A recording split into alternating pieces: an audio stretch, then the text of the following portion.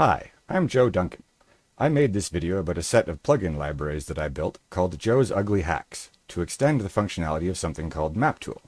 You can see that on the screen in front of you here with my about box for Joe's Ugly Hacks in front. Maptool is a free open source virtual tabletop, or VTT, software that allows people to play role-playing games like Dungeons & Dragons online. Anyways, running an RPG campaign online using Maptool with some old friends is one of the things that's kept me going during this pandemic. But as great as Maptool is, it lacks some features I wanted. So I built them using Maptool's built-in macro system. You can find links to both Maptool and my Joe's Ugly Hacks plugins in the video description below. Without any further ado, here's a quick demo of what Joe's Ugly Hacks drop-in macro libraries can do for your Maptool campaign. We open on a typical scene in a Maptool game. Here we see our faithful adventuring friends, Player McGoody and Player McZappy, relaxing by a campfire after a long day of being murder hobos. But something's not quite right. This scene is pretty static and boring. There's no life to it at all. Let's see if we can do something about that.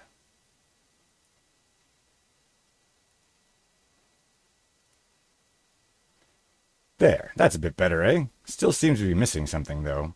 I mean, it's the 20s, but not the 1920s. Why is everything so quiet? Well, maybe we can do something about that as well.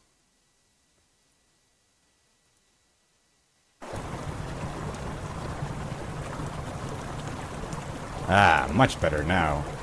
Our heroes can truly relax to the quiet crackle of their campfire and the distant gurgle of rushing water. But wait, something stirs in the dark of the night.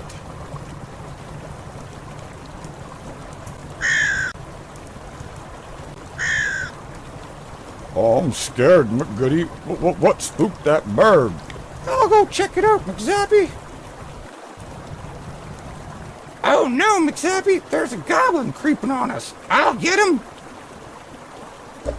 I missed, McZappy. Time to make it rain.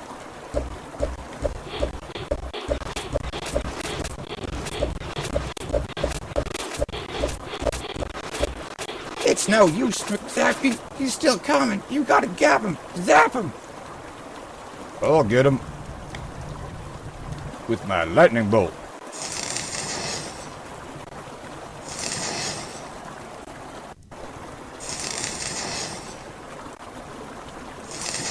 It's no use, McGoody. He's still there. Hit him with your fireball. All right, I got him.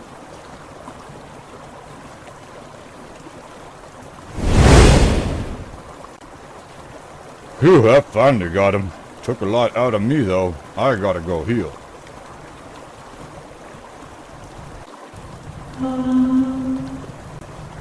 Of course, the goblin baddie was not actually dead because I haven't built that code yet, so both McZappy and McGoody died horribly in their beds.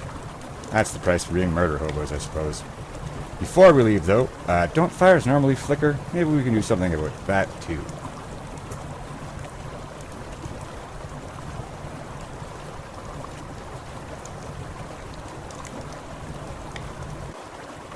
Okay, so that was a quick demo of the major functionality that Joe's Ugly Hacks adds to Maptool.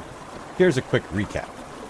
The core feature is a true timer. That's the foundation of everything in the JUH. It allows you to trigger macros after a set timeout period or repeatedly on a given interval. So most of what Joe's Ugly Hacks does runs on that timer. Also, all the sounds you hear are local sounds contained within the campaign file itself. So all the heal sound, the lightning bolt, the shoot sounds with the arrows. Everything is all self-contained with the campaign file and gets distributed to your players with the campaign repository. We also have spatialized ambient sound, so the sound volume changes depending on how close you are to the sound. And as you move away, it gets quieter.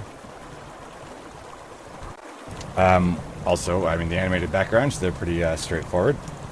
There's a complete token animation system that allows all the things like the healing animation and the arrow bolts and the bird. That's all a completely procedural token animation system. I also have a mouse event system. That's what enables you to drop a fireball. It tracks the mouse, and then when you click on the screen, it runs a macro. There's also custom events, like if you saw down in the screen it said, well, it's missing now, but in the previous demo it said, Orc Batty was seen by the players because he's reacting to the players having seen him. Yeah, so those are the basic features of Joe's Ugly Hacks. So that's a quick demo and a rundown of the major features of Joe's Ugly Hacks. Ever since I released Joe's Ugly Hacks, though, I've had some feedback that it's hard to use, which I don't really get. While my main effort went into optimizing performance and efficiency, I went out of my way to provide detailed how-tos, API references, and complete code comments in the source.